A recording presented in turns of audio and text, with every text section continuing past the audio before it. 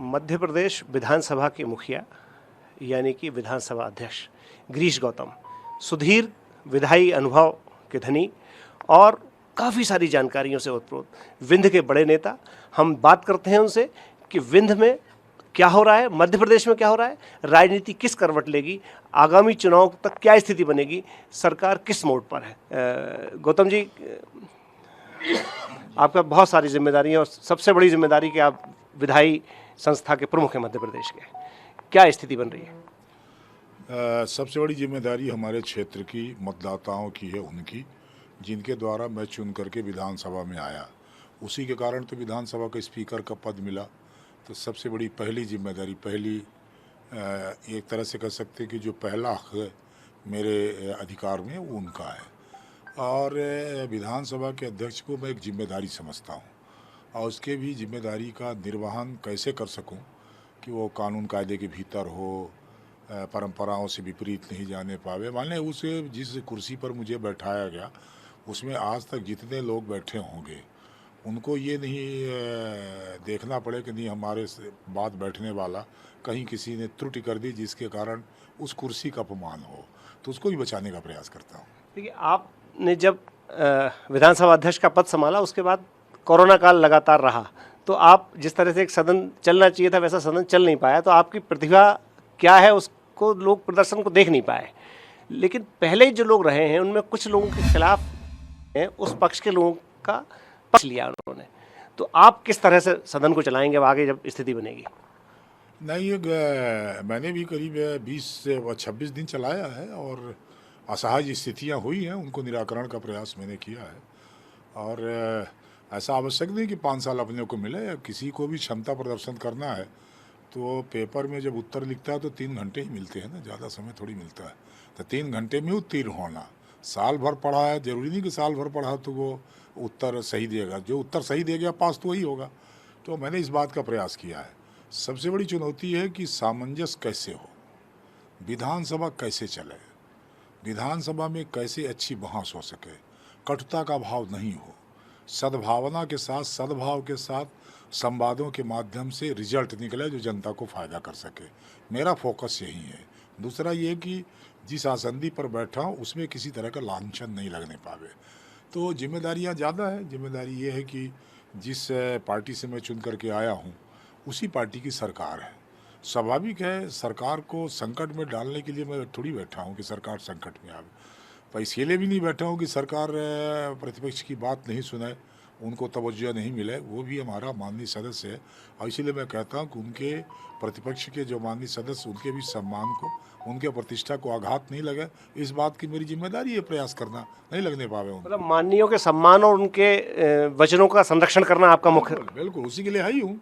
संरक्षण के लिए सभी माननीय सदस्यों के संरक्षण की जिम्मेदारी ही मुझे। वहाँ संरक्षण मतलब उनके अधिकारों की, विधानसभा के भीतर जो उनके अधिकार हैं, उनके वाक स्वतंत्र का अधिकार है, उनके प्रश्न लगाने के अधिकार हैं, उनको ध्यान आकर्षण लगाने, इन सारे जो अधिकारात हैं उनको, उसमें किसी तरह से माने उनको हर हालत में ये सुविधा मिले, मेरा प्रयास ये रहता है उसमें। इन अधिकारों के बीच में एक बड़ा सवाल ये खड़ा हुआ है कि माननीयों ने अपनी संपत्ति का ब्यौरा जो है आज तक सभी माननीयों ने नहीं दिया। 15-20% होंगे, आप जैसे आपने दे दिया है, ये मुख्यमंत्री जी ने दे दिया है, कमलनाथ जी ने दे दिया है, लेकिन ज़्यादातर माननीयों ने अपने संपत्ति के ब्यौरे नहीं दिए। ये बड़ी गंभीर बात है।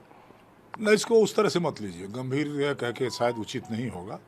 हम उस संस्था में आए हैं, स्वाभाविक तौर पर एक संकल्प पारित हुआ और प्रस्ताव हुआ, सब ने तय किया कि हमको देना, पर किसी ने नहीं दिया। हमने कानून नहीं बनाया है, कानून बना के एक नैतिकता के नाते कहा गया, पर उसको गंभीर हम इसलिए नहीं मानते कि आखिरकार हर विधायक इनकम टैक्स देता है, रिटर्न फाइल करता है, तो संपत्तियों को विवरण तो देता है। और आजकल वो इनकम टैक्स पहले वाला इनकम टैक्स नहीं है, अब आज तो सारा income tax return public dominion में है।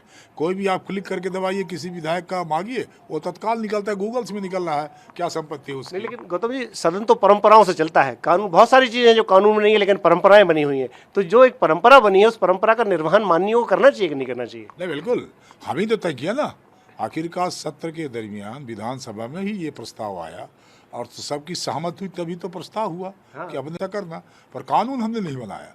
करना चाहिए, इसमें दो राय नहीं है, पर कई बार ऐसा लगता होगा सदस्यों को कि हमने इनकम टैक्स भर दिया है तो वहाँ से आप निकाल लीजिए, जबकि हमको यहाँ बोर्ड में चस्पा करना चाहिए कि हमारी संपत्ति है, इसमें कोई बुराई नहीं, इससे अपना ही नाम होता है, कोई ऐसा थोड़ी नुकसान अपने को थोड़ी होता है। भाई इनकम टैक्स में तो हमने मेहनत करके भाई वकील लगाया, फलाना किया, ढमका किया, भर दिया। यहाँ भी तो वकील भी नहीं लगाना, आप जो इनकम टैक्स भरा उसी को उठा करके यहाँ डाल दीजिए, उसे कोई फर्क थोड़ी पड़ता है। क्योंकि माननीयों की आड़ में अफसरशाही के लोग भी अपनी संपत्ति का ब्यौरा नहीं देते हैं। काफ़ी सारे अफसर हैं जिन्होंने अपनी संपत्ति का ब्यौरा नहीं दिया है। सरकार के मैं पोर्टल पे देखता हूँ तो मुश्किल से गिने चुने अधिकारी हैं जिनके ब्यौरे मिलते हैं। तो वो कहते हैं कि जब माननीय नहीं कर रहे तो हम क्यों करें। तो इससे गलत संदेश भी जा रहा है। बिल्कुल, वो तो जाएगा, क्योंकि कानून बनाने का प्रतिष्ठान तो हम ही हैं। तो जिसको कानून को हम बनाने वाले लोग हैं और हम ही यदि उसका पालन नहीं कर रहे हैं तो बतौर उदाहरण हमारे अच्छाई का उदाहरण नहीं देगा, पर हमारी बुराई का उदाहरण तो देगा ना। वो अच्छे का उदाहरण कम लोग लेते हैं, बुरे का ज़्यादा लेते हैं। एक आपकी जिस पार्टी से आप हैं उसके एक बड़े विधायक जो है वो काफ़ी लंबे समय से विंध्य प्रदेश की मांग कर रहे हैं। विंध्य प्रदेश बनना चाहिए या नहीं बनना चाहिए, उसके लेके आपके क्या विचार हैं? विंध्य प्रदेश का विरोधी कौन हो सकता है? यदि माननीय अटल जी ने छोटे प्रदेशों का एक कंसेप्ट देकर के उन्होंने कहा कि छोटे प्रदेशों से विकास ज़्यादा होता है, तो इसमें बुराई क्या है? हम तरीके से अब असहमत हैं। तरीका जैसे जिनका आप इशारा कर रहे हैं, वो सज्जन लगातार ये कहते हैं कि अब हम विंध्य प्रदेश बना रहे हैं, हमारा विंध्य प्रदेश हमको, और ऐसा प्रदर्शन हो रहा है कि लगता है कि उनके अलावा बाकी सब जीरो हैं, हम ही जो करेंगे तो करेंगे। अब मैं यहीं पर असहमत हूँ कि ये गलत है। यदि विंध्य प्रदेश आप अपने को मत जोड़िए, या हम न जोड़ें या कोई न जोड़े, विंध्य प्रदेश का बनाने वाले लोग इस धरती पर नहीं हैं जिनने विंध्य प्रदेश को मर्जर के खिलाफ किया था। हम क्या, हमने तो अपनी विधायकी नहीं छोड़ी, अपनी वार्ड मेंबरी तक नहीं छोड़ी, उनने तो अपना जीवन छोड़ दिया था। गंगा चैताली शहीद हो गए थे इसी बात पर लेकर के कि विंध्य प्रदेश टूटने नहीं पाए, विंध्य प्रदेश जाने नहीं पाए। तो हम उनको कहीं भी एक भी मंच में हमने याद किया, उनको कहीं भी नहीं। हम उनका चित्र तक नहीं लगाते। माने ऐसा लगता है कि चित्र लगा देंगे, आप उसको मीडिया में दिखा देंगे तो कहीं हमारा नाम पीछे न चला जाए। तो हम यदि अपने उस इतिहास को देखेंगे नहीं तो मैं वर्तमान में शायद लड़ाई हमारी ठीक नहीं होगी। और जब विंध्य प्रदेश टूट रहा था उस समय लोगों ने आंदोलन किया। तो मैं यही कहता हूँ कि जिनको ये करना है तो अपने को विंध्य प्रदेश बचाओ को भी याद रखना पड़ेगा। विंध्य प्रदेश बचाओ आंदोलन था, अब बनाओ आंदोलन है। तो हमको शुरुआत 56 से करनी चाहिए कि हमारा आंदोलन। अब ये इस तरह का हो रहा है कि नहीं, हम ही शुरू कर रहे हैं और हम ही लेकर रहेंगे, तो मुझे लगता है कि ये ठीक नहीं है, तरीका ठीक नहीं है। कुल मिला के बात जो आप कह रहे हैं, विंध्य प्रदेश की एक और बड़ी जो खामी हमको दिख रही है कि प्राकृतिक रूप से बहुत समृद्ध है, खनिज गौण खूब है, कोयला की खदानें और दूसरी काफ़ी सारी समृद्धि हैं, लेकिन वहाँ का जो रोजगार जिस व्यक्ति को मिलना चाहिए वो रोजगार के मामले में पिछड़ा है। और जिस तरह से तरक्की होना चाहिए थी, जैसे मालवा की तरक्की हुई, वैसे विंध्य की तरक्की नहीं हो पाई है, जबकि बहुत सारे सीमेंट इंडस्ट्री और तमाम सारी चीज़ें हैं उनकी। नहीं। जो इंडस्ट्रीज का जो आधुनिकीकरण हुआ ये मैन पावर वाला नहीं है, मशीन पावर वाला है। उसके कारण से उद्योग आने के बाद भी नौजवानों को रोजगार नहीं मिलता है, एक। दूसरा, मनोवृत्ति का फर्क है। मालवा में मनोवृत्ति दूसरी तरह की है, हमारे विंध्य में दूसरी तरह की है। मालवा में ये है कि उसको रोजगार मिले, आवश्यक नहीं कि सरकारी नौकरी मिले। हमारी तरफ रोजगार मिले पर सरकारी नौकरी के माध्यम से मिले, तो मनोवृत्ति का फर्क हो गया ना। हाँ। सरकारी नौकरी के लिए जैसे प्राइवेट कंपनी में यदि कोई 25,000 देता है और आप ज़रा पता लगाइएगा, वो ज़्यादा प्रेफर नहीं करेगा उसको। यदि 5,000 की कोई नौकरी सरकारी मिले तो उसको ज़्यादा प्रेफर करेगा। तो ये कल्चर है अपना, माने मानसिक मनोवृत्ति है। और इसीलिए हमारे यहाँ ये जो रोज़गार का जो विकास होना चाहिए वो शायद उस तरह का नहीं हुआ। नहीं तो तमाम सारे छोटे छोटे करके बहुत सारे लोग काम कर रहे हैं, और जो काम कर रहे हैं वो ज़्यादा पॉपुलरिटी प्राप्त कर रहे हैं, ज़्यादा अपना खुद का और कई लोगों को रोज़गार भी सृजन कर रहे हैं। दूसरी बात यह है कि विकास के क्षेत्र में जहाँ तक हम देखें तो मालवा की तुलना इसलिए नहीं कर सकते कि जब हमने विकास की शुरुआत की तब तक वो विकसित हो चुके थे। अब वो विकसित में अपना 4 चांद लगा रहे हैं। हमको तभी विकसित होने में ही समय लग रहा है। इंफ्रास्ट्रक्चर हम खड़ा कर पाए क्या, हमारे पास एयर कनेक्टिविटी है क्या, हम लाख अस्पताल बना दें, हमारे पास डॉक्टर नहीं होंगे तो हम क्या कर सकते हैं। डॉक्टर आने की हमारे पास सुविधा ही नहीं है। यदि हम बॉम्बे के भोपाल, तो जैसे डॉक्टर आया भोपाल बॉम्बे से ऑपरेशन करके चला गया, रीवा कैसे जाए वो, रीवा बुलाना, इलाहाबाद बुलाना, इलाहाबाद से फिर गाड़ियों से लेकर के आना। और हालत ये है कि मैं अभी आपको बताता हूँ, मेरे क्षेत्र का एक किसान उन्नत कृषक है, उसको कोरोना हो गया, पोस्ट कोरोना उसको परेशानी हो गई। अब जब उनको शिफ्ट करना पड़ा तो अपोलो अस्पताल चेन्नई से एयर एम्बुलेंस बुलाई गई, 30 से 32 लाख लिया उसने। और उसमें जो डॉक्टर वो डेड करते हैं उनके आर्गन्स को, वो डॉक्टर को विशाखापट्टनम से बुलाया गया। अब वो वहाँ से आए, बनारस उतरे, बनारस में गाड़ियाँ लगानी पड़ी, फिर वहाँ से लेकर के आना पड़ा। तो ये कनेक्टिविटी के कारण वो थोड़ा सा, तो इस तरह का विकास जब हमने शुरू किया तो अब उसकी तुलना हमारी नहीं हो सकती।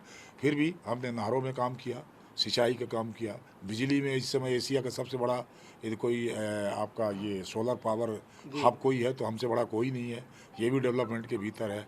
यदि सिंगरौली को हमसे जोड़ते हैं तो हमसे बड़ा कोयला उत्पादक कोई नहीं है, हमसे ज़्यादा बिजली पावर देने वाला कोई नहीं मैं है। वही बात तो कह रहा हूँ कि ये सारी चीज़ें हैं, उसके बाद भी विंध्य को जो जिस तरह से आगे आना चाहिए था वैसा आगे नहीं आ पाया। मैंने कारण बताया ना जी। एक तो कारण ये सबसे बड़ा कारण यही है कि हमारा रोजगार का कंसेप्ट अलग है। कंसेप्ट अलग है। हाँ। अच्छा, दूसरी बात ये कि एक अभी साइकिल यात्रा वहाँ होने वाली है, क्या उद्देश्य है उसका? क्योंकि आप की क़यादत में ही हो रही है, ऐसी जानकारी में आया। मैं ही कर रहा हूँ, मैं उसका भारतीय जनता पार्टी विधानसभा देव तालाब द्वारा आयोजित है, उसका अगुआ मैं हूँ। मैं खुद चलाऊंगा। और ये कोई पहली बार नहीं कर रहा हूँ, मैं हर पंचवर्षीय में एक बार करता हूँ। जनसंपर्क का एक माध्यम है मेरा, लोगों के बीच में जाना, उनकी सुनना, चौपाल लगाना, अधिकारियों को बुलाना, वहीं पर निराकरण करने का प्रयास करना, ये हमेशा से आदत रही है। स्पीकर बनने के बाद उस आदत को नहीं छोड़ना, ऐसा करके देखना इसको। इस समय महंगाई एक राष्ट्रीय मुद्दा बना हुआ है, खासतौर से पेट्रोलियम प्रोडक्ट की बात हम करें, डीजल, पेट्रोल, आम आदमी परेशान है, गैस से आम आदमी परेशान है, खाद की किल्लत है, डीएपी की किल्लत है, यूरिया की प्रॉब्लम। कैसे समस्याएं हल होंगी? एक विधानसभा के मुखिया के नाते आप क्या सोचते हैं, सरकार को क्या करना चाहिए? इसमें 2-3 तरह से इसको देखा जाना चाहिए। तेल की जो कीमतें बढ़ी, क्रूड ऑयल क्या है, उसके रेट कैसे बढ़े? क्योंकि हमने कोई कंट्रोल पावर नहीं है, सरकारों ने कंट्रोल छोड़ दिया है, तो उससे बैलेंस उसका उस रेट से होता है जहाँ से क्रूड ऑयल निकलता है। अभी 2-3-4 महीना पहले आप देखें तो $38-35 प्रति बैरल था। बैरल मतलब 158 लीटर के आसपास। आज वो 88 और 89-90 के आसपास पहुँच रहा है। स्वाभाविक है ये परिवर्तन होगा। और उससे जो जनित चीज़ें हैं, उसका जो सप्लीमेंट है वो अपने आप महंगा होगा। यदि डीजल महंगा होगा तो ट्रक का भाड़ा महंगा होगा, बस का भाड़ा महंगा होगा, तो फिर उससे निकलने वाली चीज़ें भी थोड़ा सा महंगी होगी। और स्वाभाविक है किसी चीज़ का दाम बढ़े, किसी चीज़ का दाम बढ़े तो जनता का सुविधा तो होती है। भाई एक बार हमारी आदत हो गई, यदि हम टूथपेस्ट 10 रुपये में ले रहे हैं और 10 रुपये 5 पैसा हो जाए तो मुझे ऐसा लगता है कि भाई 5 पैसे क्यों बढ़ गया, तो वो बढ़ने में थोड़ा सुविधा तो। लेकिन जेब की आमदनी उतनी नहीं बढ़ी ना। नहीं, जेब की आमदनी क्यों नहीं बढ़ी? अब मैं एक आप उदाहरण देता हूँ, जेब की आमदनी भी बढ़ी है। मेरे साथ काम करने वाले कई रिटायर्ड फौजी हैं, मेरे साथी का मैंने पार्टी में आ गए रिटायर होने में, और उनका पेंशन 6700 रुपये था, मेरे साथ काम कर रहे थे। मोदी जी आए, अब वो 28,000 पाते हैं। एक मास्टर जो 6,000 पेंशन पाता था, इस समय 32 और 35,000 पाता है। वो एक मास्टर जो 13,000 14,000 पाते थे, वो अब 80,000 और 75,000 वेतन LDT पा रहे हैं। तो हम ऐसा नहीं कह सकते केवल उनका बढ़ा, उनका नहीं है। जैसे दैनिक मजदूरी करने वाले हैं, प्राइवेट सेक्टर में काम करने वाले हैं, उनका जरूर नहीं बढ़ा है, पर शासकीय, इसीलिए जो मनोवृत्ति है ना, शासकीय संस्थान में बढ़ा है, प्राइवेट वालों का जरूर अभी नहीं बढ़ा है। जैसे बस के कंडक्टर का नहीं बढ़ा, ड्राइवर का नहीं बढ़ा, और उनको असुविधा होती है तो स्वाभाविक है उनको असुविधा होगी, इसमें दो राय नहीं। अभी मध्य प्रदेश में 4 उपचुनाव हो रहे हैं, 3 विधानसभा के, 1 लोकसभा का। क्योंकि आप राजनीतिक व्यक्ति भी हैं, क्या परिणाम संभावित हैं आपकी नज़र में? क्या होना चाहिए? नहीं, होना तो चाहिए, भाजपा को जीतना चाहिए, क्योंकि मैं उसी का हूँ। इसमें छुपा कुछ थोड़ी है। मेरी मातृ संस्था है, पर उसके बारे में मेरी कोई ओपिनियन नहीं है। मैंने देखा भी नहीं है, जानते भी नहीं है, ऐसा करके मैंने पूछा भी नहीं कि क्या स्थितियाँ हैं, तो मैं कैसे आकलन कर सकता हूँ? आप जो लोग आकलन देते हो उसी को मैं भी पढ़ता रहता हूँ, तो हमारा कोई व्यक्तिगत आकलन नहीं है, मुझे करना भी नहीं चाहिए। एक राजनीतिक विषय कल आया, प्रियंका गांधी ने उत्तर प्रदेश में 40% महिलाओं को विधानसभा में टिकट देने की बात की है। मध्य प्रदेश में भी ऐसी कोई स्थिति बनेगी? जबकि आप भारतीय जनता पार्टी ने भी अपने संकल्प में ये कहा था कि हम अपने संगठन में 33% महिलाओं को लेके आएंगे, संगठन पदाधिकारी बनाएंगे। वो बात नहीं हो पाई, विधानसभा में भी नहीं आ पाएंगे। संगठन में हो गई, पंचायतों में हो गई, जनपदों में हो गई, जिला में हो गई, 33% आरक्षण हो गया। नहीं, बात विधानसभा की कर रहा हूँ, लोकसभा नहीं, विधानसभा में पार्टी का संकल्प नहीं था। पार्टी का नहीं है, संगठन की संकल्प। संगठन में तो आए ना, संगठन में किया उन्होंने, पंचायतों में किया, विधानसभा में नहीं कि अभी हम विधायकों में उनको देंगे, ऐसा करके पार्टी संकल्प नहीं। दूसरा, प्रियंका जी ने जो कहा है 40%, तो एक तो महिला होने के नाते कहा, और दूसरा इसलिए कहा कि जब कुछ नहीं है किसी के पास, मान लीजिए हमारे पास 1 रुपये नहीं है, तो हम आपको भी 10 रुपये दे रहे हैं, इनको भी 10 रुपये दे रहे हैं, उनको भी 10 रुपये दे रहे हैं, हम सबको दे रहे हैं, हमको देना तो है हमारे पास नहीं है। तो हमारे पास है नहीं, उनको जितना वो परसेंट आ रहा, शायद 160 161 का आ रहा, हाँ, 161 सीट है ना। अब 15 तारीख उनकी लास्ट डेट है, 15 के बाद बात करेंगे तो मैं आपको बताऊंगा 160 उम्मीदवार नहीं मिलेंगे उनको। तो 160 उम्मीदवार यदि नहीं मिलेंगे तो ऐसा परसेंट देने का क्या अर्थ निकलता है। 160 मिल जाएंगे तो हमको बताना आप, अब किसी को पकड़ के लाके खड़ा करना। उम्मीदवार मतलब कि विधायक का उम्मीदवार वो था, तो आवेदन मंगाया उन्होंने, अभी मैं अखबार में देख रहा आवेदन मांगा, तो वो उसको इस दृष्टिकोण से देखना, वो ये समझते हैं कि हम ये करने के बाद महिलाओं का पूरा चंक उनकी तरफ आ जाएगा, क्योंकि महिलाएं ये समझ लेंगी कि अब केवल और केवल सत्ता में भागीदारी कहीं से मिल सकती है, इस दल से मिल सकती है, तो सारे लोग आ जाएंगे, ऐसा करके उनका सोचना होगा। और मैं समझता हूँ कि ये सोच अभी धरातल पे जब आएगी तो सोच पूरी तरह से फेल हो जाएगी। रिजर्वेशन का एक बड़ा इशू है, चाहे वो सरकारी नौकरी का मामला हो, चाहे वो विधायिका का मामला हो, चाहे वो पंचायत चुनाव का मामला हो, चाहे नगर परिषदों के चुनाव का मामला हो, सब में रिजर्वेशन कहीं ना कहीं एक बड़ा मुद्दा बन गया है। प्रमोशन में भी बड़ा मुद्दा बन गया है। आपकी नज़र में रिजर्वेशन कैसा होना चाहिए, क्योंकि परिस्थितियां बहुत बदली हैं। 70 साल पहले जिस परिकल्पना के साथ रिजर्वेशन आया था और आज जो रिजर्वेशन की स्थिति और आज समाज की जो स्थिति है, उसमें किस तरह से देखते हैं? 70 साल पहले जो आरक्षण की व्यवस्था बनी, जिस समाज के लिए हमने किया, उस समाज का उत्थान शायद हम कर नहीं पाए 70 सालों में। भाई आरक्षण तो तब हटना जो जब संविधान बना, तो आरक्षण कोई आजीवन थोड़ी था। अंबेडकर साहब ने ही लिख करके दिया, कितने साइसी तो बार बार रिन्यूअल करते हैं ना जी। उस संविधान के संशोधन को बार बार नवीनीकरण करना पड़ता है। उनका उद्देश्य था कि एक बार ऐसा समाज ये कर दो जो बराबरी में आ जाए, तो शायद आरक्षण की आवश्यकता नहीं पड़ी, पर वो हम कर नहीं पाए, कारण चाहे जो रहे हो, हम नहीं कर पाए। तो इसलिए आरक्षण का आज भी आवश्यकता है, कि बिना उसके वो बिल्कुल चल नहीं सकते। तो आरक्षण तो होना चाहिए। अब वो आरक्षण कई मायनों में इस आधार पर देखेंगे नज़रिए से कि भाई गरीब वर्ग फिर कहाँ जाए। अच्छा जी, इनको आरक्षण दिया है, तो आरक्षण क्या हो रहा है, एक बार कोई IAS बन गया तो आरक्षण के नाम पर उसी के लड़के को भी IAS मिल गया जी, तो फिर बाकी उस वर्ग के ही का क्या हुआ, वही बात मैं कह रहा हूँ। उस वर्ग का क्या हुआ। हाँ। तो होना ये चाहिए कि जिसको एक बार मिल गया तो कम से कम वो उसको खुद त्याग देना। जैसे मोदी जी अभी ने कहा ना कि जो इनकम वाले हैं, गैस सिलेंडर का जो सब्सिडी छोड़ दो, कितने करोड़ लोगों ने छोड़ दिया, 3 करोड़ से ज़्यादा लोगों ने छोड़ दिया। इसी तरह से उनको भी छोड़ देना चाहिए कि भाई हमारे दूसरे भाई को अवसर मिले, हम नहीं लेंगे इसका।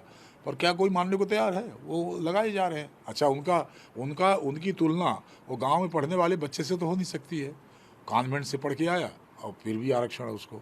तो मैं ऐसा समझता हूँ, जो व्यक्तिगत राय है, कि इसको स्वतः आगे बढ़ करके उनको भी अवसर देने का प्रयास करना चाहिए। बहुत बहुत धन्यवाद गिरीश गौतम साहब। ये थे विधानसभा अध्यक्ष गिरीश गौतम जी। इनका साफ कहना है कि आरक्षण की ज़रूरत है, लेकिन गरीबों को आरक्षण मिले, जिन वंचितों को आरक्षण मिले, जिनको ज़रूरत है। जिन लोगों ने आरक्षण का लाभ लेकर अपने आप को स्थापित कर लिया है, वे स्वतः ही अपने आप आरक्षण से मुक्त हो जाएं, यही समय की मांग है। ETV मध्य प्रदेश के लिए विनोद तिवारी, भोपाल।